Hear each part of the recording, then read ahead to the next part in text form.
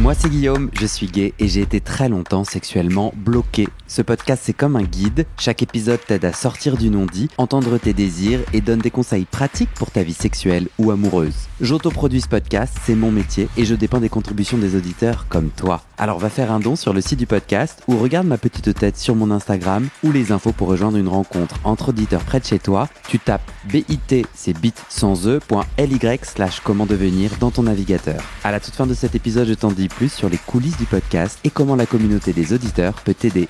Place à ton épisode, bonne écoute.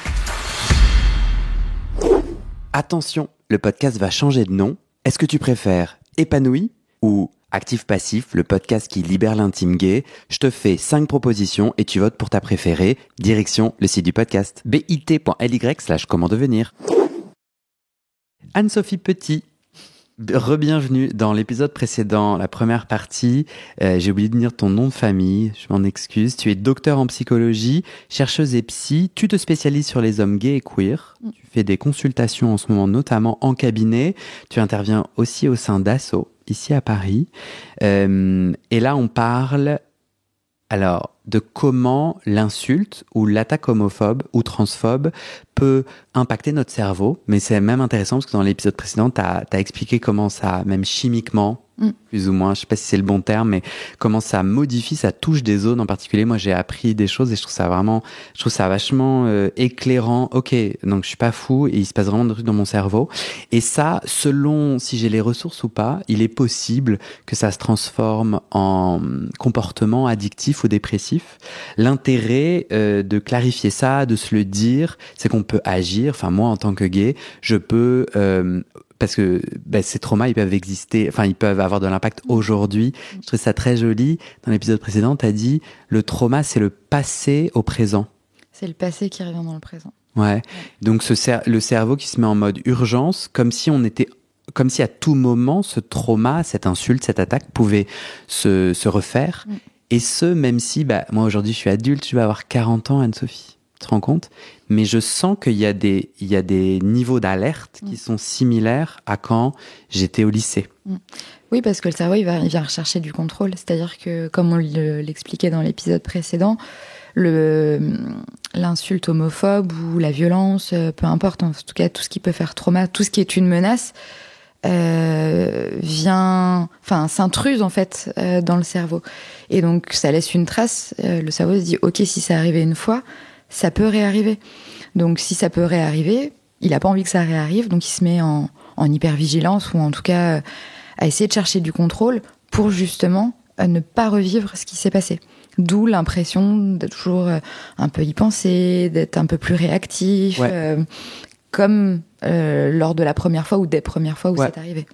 Le comportement addictif ou dépressif, c'est alors une stratégie un peu maladroite, mais que le cerveau utilise pour vivre avec cette hypervigilance ou avec ces souffrances. La dépression, pas tant, parce que la dépression, pour le coup, on est plutôt sur une pathologie psychique, en fait. C'est plus la conséquence d'une personne, enfin d'un cerveau qui n'arrive justement plus à faire face et qui peut-être n'a pas suffisamment les ressources. Enfin, voilà, la dépression, elle est multifactorielle. Elle peut être directement liée au fait qu'il y a eu un trauma, ça bien évidemment, mais c'est plus réactionnel à ce trauma-là et on sait plus quoi faire et le cerveau, il lâche quoi, entre guillemets. Là où le comportement addictif, quel qu'il soit, on est davantage effectivement sur une stratégie à la fois, comme on disait tout à l'heure, d'éviter, de penser à ce qui s'est passé, mais aussi de retrouver du contrôle.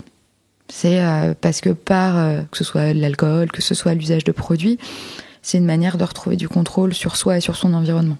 On se sent plus fort, quoi. Ouais, bien sûr. Et moins vulnérable, surtout. Ouais. Sauf que la roue du hamster se met en route parce que l'addiction, c'est la consommation qui heurte. C'est-à-dire, tu vois ce que je veux dire, il y a une vraie différence et qui peut être diagnostiquée. Oui. Mais notre enjeu, c'est que ces stratégies de fuite, ou en tout cas ces stratégies d'évitement, si elles causent aucun dommage et que la personne est heureuse, c'est très bien, hein. Et le souci, c'est qu'en fait, tu peux te retrouver dans une situation où la stratégie t'emprisonne et en fait te limite, voire te blesse. C'est ça oui. que... Et souvent, on pense l'addiction à une substance parce qu'on pense évidemment aux conséquences que ça peut avoir sur la santé.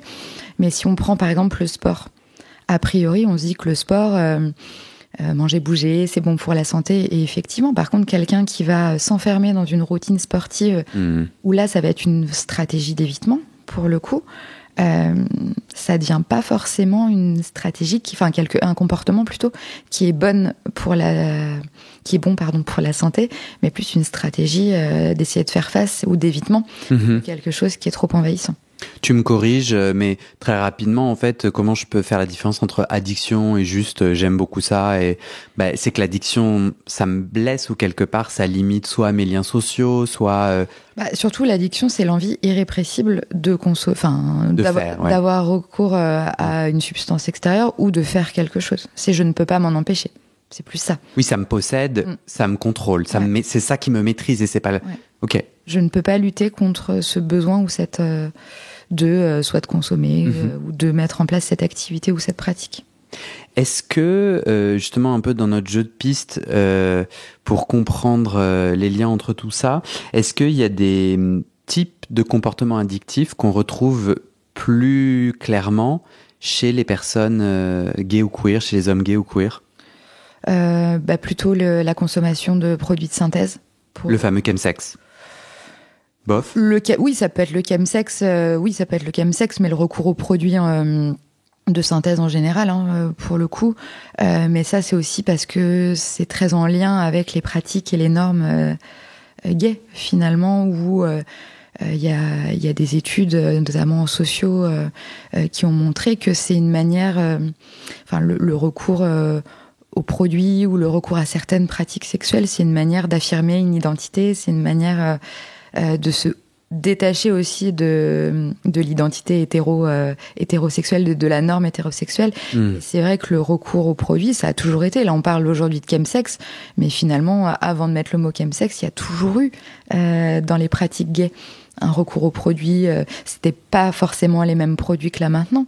Mais il y a eu le cannabis, il y a eu l'ecstasy, il y a eu la cocaïne. Enfin, voilà, c'est pas forcément les produits qu'on trouve là aujourd'hui dans le chems, mais c'est une manière d'affirmer une identité et de s'affranchir aussi d'une norme. Donc du coup, c'est vrai que l'addiction, elle peut prendre ce terreau-là. Elle est d'autant plus insidieuse que c'est une pratique qui est valorisée finalement, qui peut être valorisée et qui est normalisée. Moi, je pense là aux auditeuristes qui vivent loin de grandes villes. Moi, j'ai quand même l'impression... Alors moi, je suis très peu connecté au milieu parisien où la drogue est. Moi, s'il y en a, je suis pas là. Donc, je suis pas compétent, mais j'ai l'impression que c'est...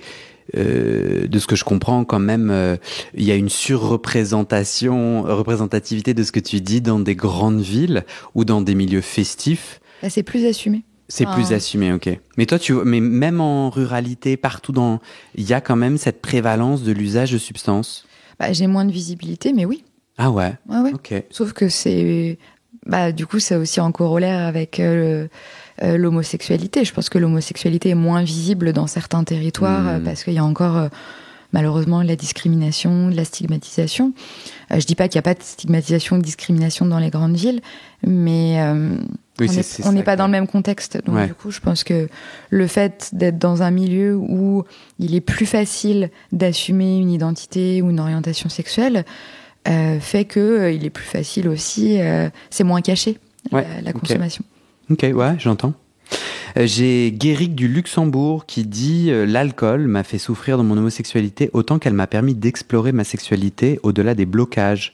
Comment trouver le bon équilibre de consommation sans tomber dans l'addiction ?» C'est compliqué de répondre à cette question.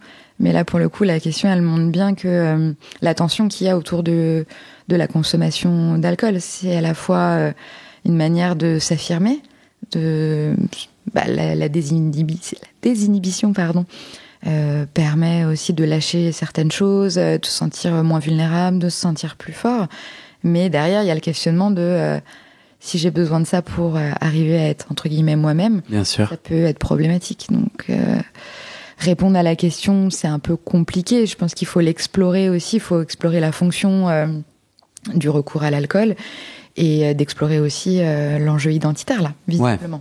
De comment je peux m'assumer moi, sans avoir recours à quoi que ce soit. Ouais.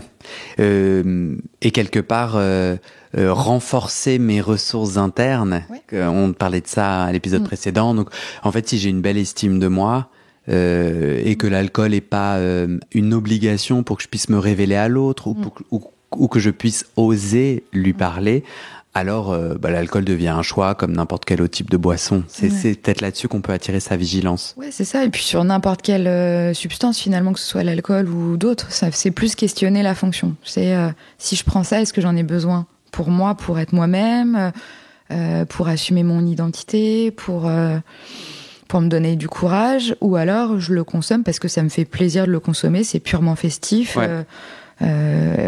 C'est plus questionner la fonction. J'aurais dû le dire en épisode 1, très important qu'on discute du cumul des traumas. Donc imagine, moi je suis un homme trans racisé, ou un homme racisé et gay, on est d'accord que là, le trauma, il peut impacter sous différents angles, via le racisme, via la transphobie, on est d'accord et je fais comment du coup ? Genre, on tombe plutôt sur quelque chose d'un trauma complexe, c'est-à-dire que l'idée c'est quand même d'avoir une vision un peu intersectionnelle. Là, si on reprend l'exemple d'un homme trans racisé, malheureusement, et qui aurait malheureusement été victime de racisme, d'homophobie, de transphobie, l'idée ça va être d'approcher ce qui a pu faire trauma en fonction de son vécu et d'essayer de tirer le fil de qu'est-ce qui marque le plus, peut-être de commencer par ce qui est le plus envahissant finalement. Ouais. Même si on sait très bien, l'idée c'est pas du tout de travailler de manière séquentielle, on sait très bien que malheureusement ça se répond, mais d'essayer de voir ce qui est le plus envahissant et d'approcher ça, d'appréhender ça pour ensuite intégrer tout le reste. Plus j'ai de menaces ou de couches de menaces, et plus forts sont mes risques que mon cerveau n'arrive pas à gérer et saute sur des comportements addictifs et dépressifs ? Non, pas nécessairement. Par contre, le risque, c'est qu'il va y avoir une normalisation. C'est-à-dire que le cerveau, pour survivre, va se dire, en fait, si on m'insulte tout le temps, si on me tape tout le temps, ça devient normal. Pour survivre, il est obligé de faire en sorte que ce soit normal. Et par cette normalisation, il y a l'installation de croyances dysfonctionnelles pour le coup. C'est-à-dire, en gros, le schéma, c'est je subis depuis X temps des insultes répétées. Pour pouvoir survivre, mon cerveau va dire c'est normal. Et pour pouvoir se dire c'est normal, il va y avoir une croyance dysfonctionnelle sur soi qui va s'instaurer du type je le mérite. Voilà, c'est un peu CQFD, quoi. Le cerveau il va fonctionner comme ça. Si on m'insulte autant, c'est parce que je suis pas une bonne personne. Si on m'insulte autant, c'est parce que j'ai pas de valeur. Si on m'insulte autant, c'est parce que je le mérite. Du coup, impactant ma capacité à connecter à l'autre, oui, à entreprendre des projets. Du coup, impact sur la relation à l'autre, impact aussi sur les comportements d'addiction dont on parlait. C'est-à-dire que si on est persuadé, si on a normalisé le fait que les insultes... c'est parce que je suis une mauvaise personne. Si je suis une mauvaise personne, a priori, je vais mettre en place des comportements qui vont me détruire puisque je suis pas une bonne personne. Donc, l'addiction, donc ça peut être la prise de risque aussi. Ça peut être tout un tas de choses. Donc, c'est vraiment la boucle... la normalisation, elle est assez insidieuse.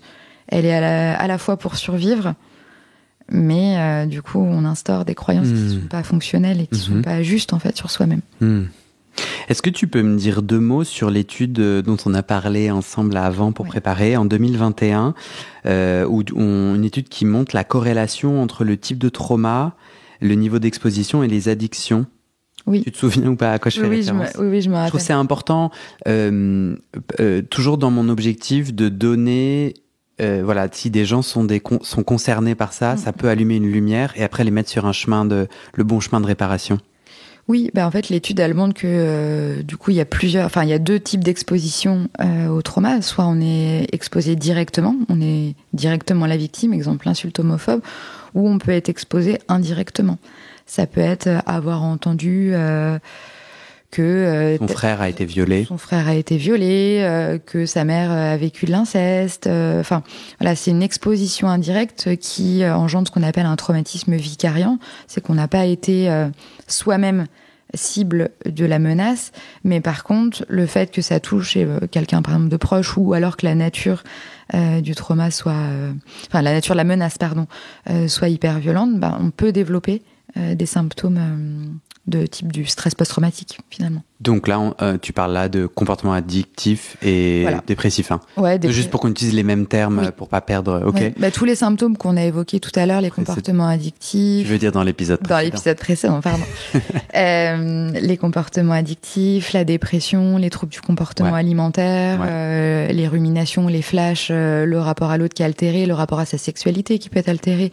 J'ai pas besoin d'être directement impacté directement victime pour être impacté.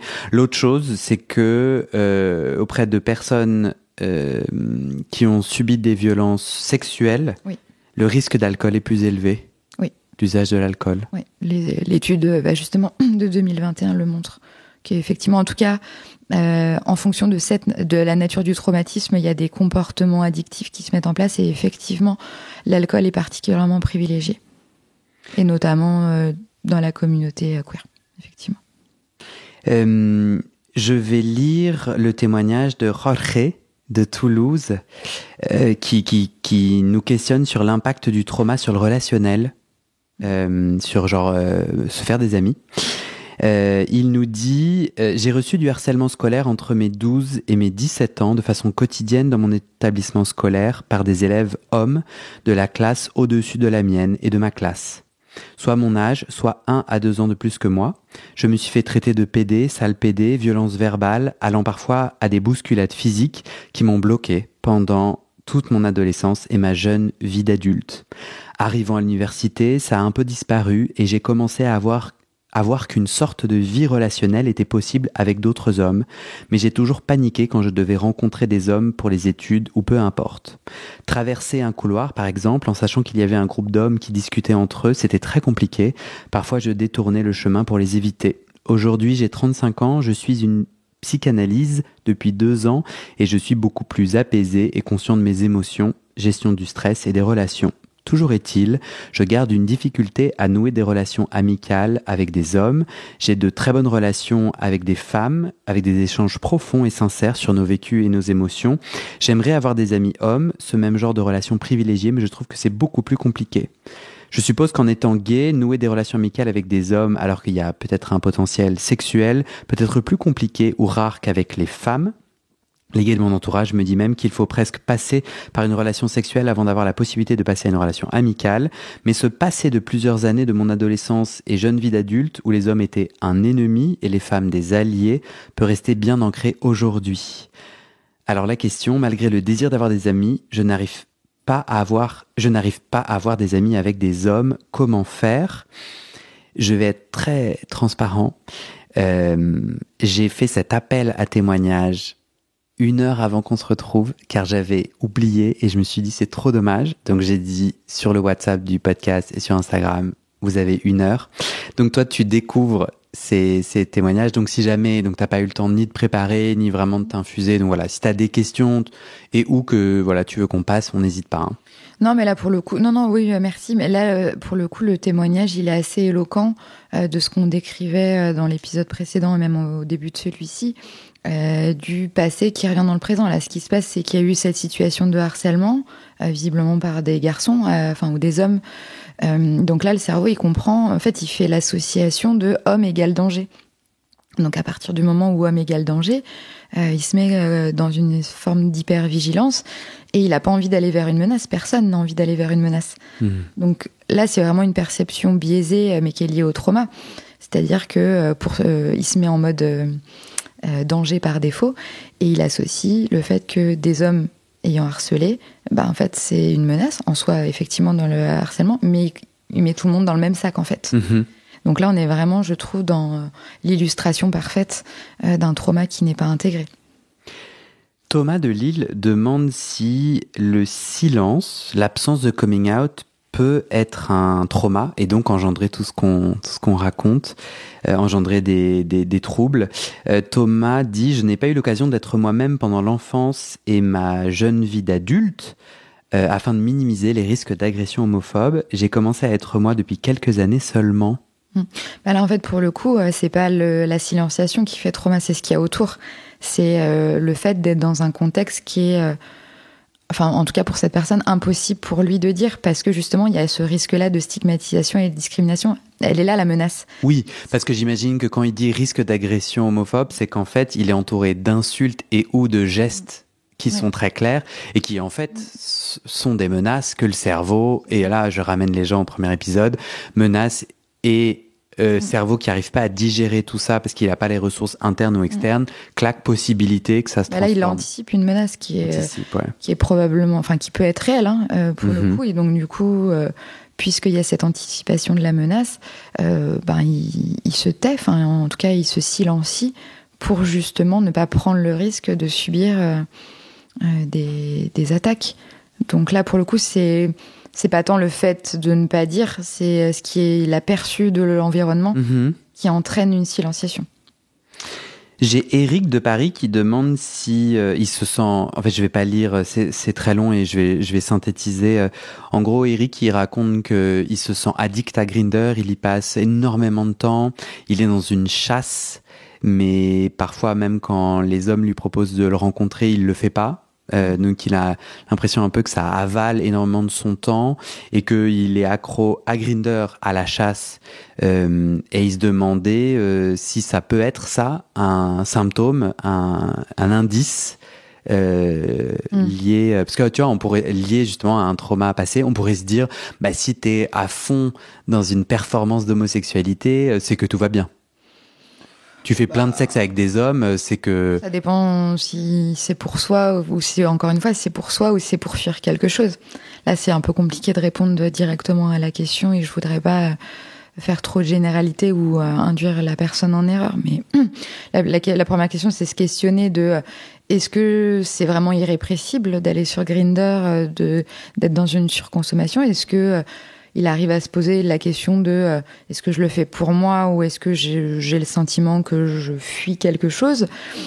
Et puis en fonction de la réponse à ces questions-là, si jamais ça tombe sur oui, effectivement, j'ai le sentiment de fuir quelque chose, quel est ce quelque chose? Est-ce que ce quelque chose est traumatique ou pas? Max de Nantes, il dit « J'ai 37 ans, je me masturbe plusieurs fois par jour et je n'ai pas de problème d'érection. L'érection du matin est aussi toujours là. Pourtant, quand je suis avec quelqu'un, ça ne monte pas, je ne bande pas. » Et là, lui-même, il se pose des questions de piste et il dit « J'ai eu des anciennes expériences traumatisantes. » Oui, bah ça peut. Moi, j'aurais tendance à conseiller, entre gros guillemets, d'évacuer d'aller chercher un diagnostic médical d'abord, d'évacuer d'éventuelles pistes de dysfonctionnement inhérents à la santé, quoi. Voilà, à la physiologie de la personne, d'éventuellement consulter un ou une sexologue pour les troubles liés à troubles érectiles en fait. Et puis de voir, une fois qu'on a évacué d'éventuelles causes physiologiques, de se dire bon bah oui, effectivement ça peut être lié à une expérience traumatisante. Moi je me rappelle alors c'est pas un patient, c'est une patiente mais qui souffre par exemple de vaginisme, et cette patiente elle a subi de l'inceste pour le coup. Donc là il y a un lien là aussi encore une fois toutes les causes ont été évacuées et effectivement on retombe là-dessus. Ça peut être un indice.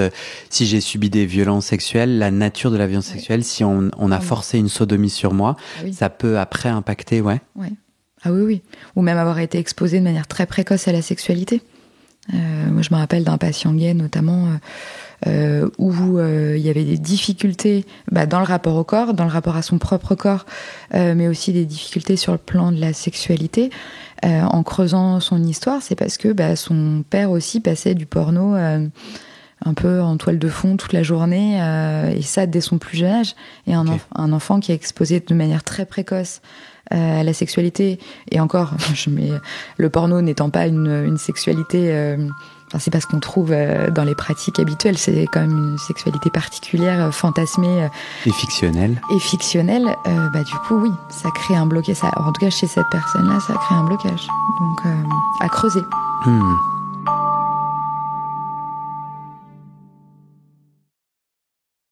Je dois te parler d'un projet un peu fou. Je veux partir sur les routes de France et du monde entier pour des rencontres et des enregistrements live, j'arrive même pas à le dire, des enregistrements live près de chez toi dès cet été jusqu'à la fin 2025.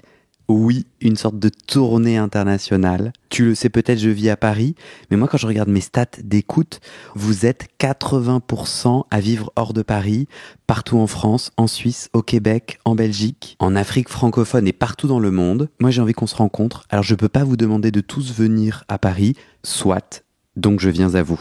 Mais voilà, tu le sais, je suis solo dans cette aventure. Le podcast n'est pas encore à l'équilibre financier, donc je viendrai là où je trouve quelques auditeuristes qui peuvent m'aider à organiser et ou à m'héberger. Si tu es partant, tu vas sur le site du podcast, j'ai mis un petit formulaire que tu me remplis. Petit PS, est-ce qu'il y a des Québécois là qui m'écoutent ? Rapprochez-vous. Alors faut pas le dire aux autres auditeuristes. Faudrait pas que ça les vexe, mais en vrai vous êtes un peu mes préférés parce que j'ai l'espoir de commencer cette tournée au Québec cet été, alors contactez-moi.